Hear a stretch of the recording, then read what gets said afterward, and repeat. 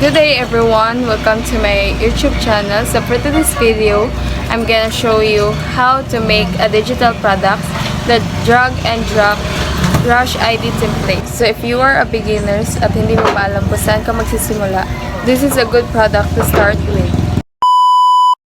First is open your Canva app, then click nyo lang yung nasa center, yung may plus sign. Then after that, lalabas yung ganyan. Tapos, click nyo yung custom size. Then, type nyo lang yung size. Yung width at height. By inches siya. So, palit nyo siya sa inches. Then,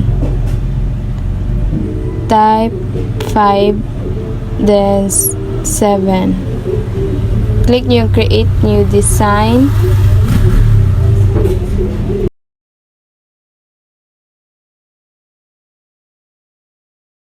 Then, lalabas na siya ng ganyan. Kaya na tayo ng frame for ID. Tap nyo lang yung box na frame. Then, lalabas na siya dyan. Tapos, kita natin ng size into 1 by 1 size. Kasi masyado siyang malaki. So, palitan natin.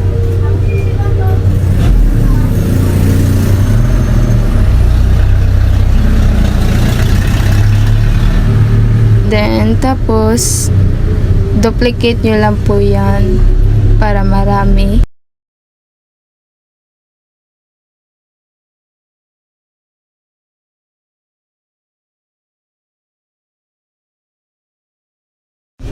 Then, arrange it.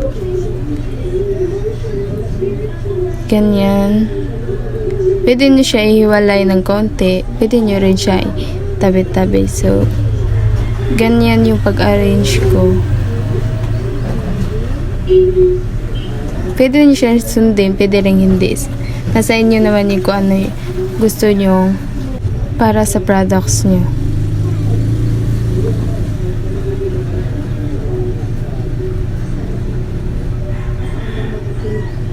Then, tapos nasa 1 by 1. Doon naman tayo sa 2 by 2 size.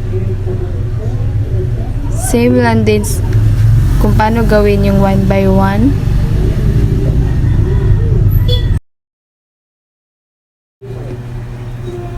So, kagaya na 1 by 1, i-change din natin yung size niya into 2 by 2.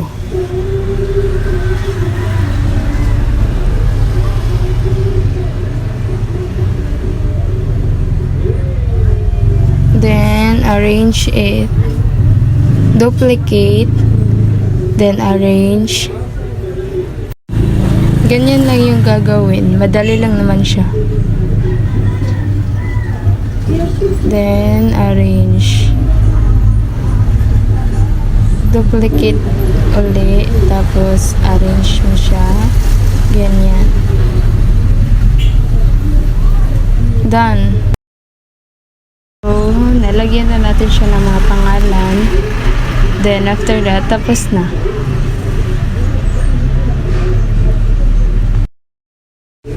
Ito naman is yung wallet size. Then, tapos na.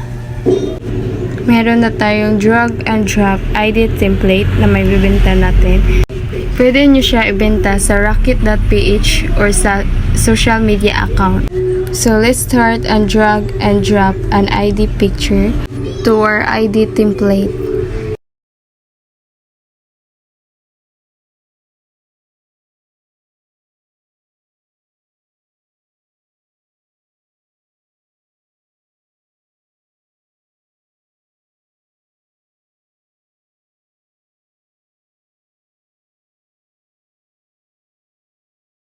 Ganyan lang siya kadali pag drop and drag ID. So, if nagustuhan mo yung video na to, please like, share, and subscribe. If you have any questions or requests, please comment down below.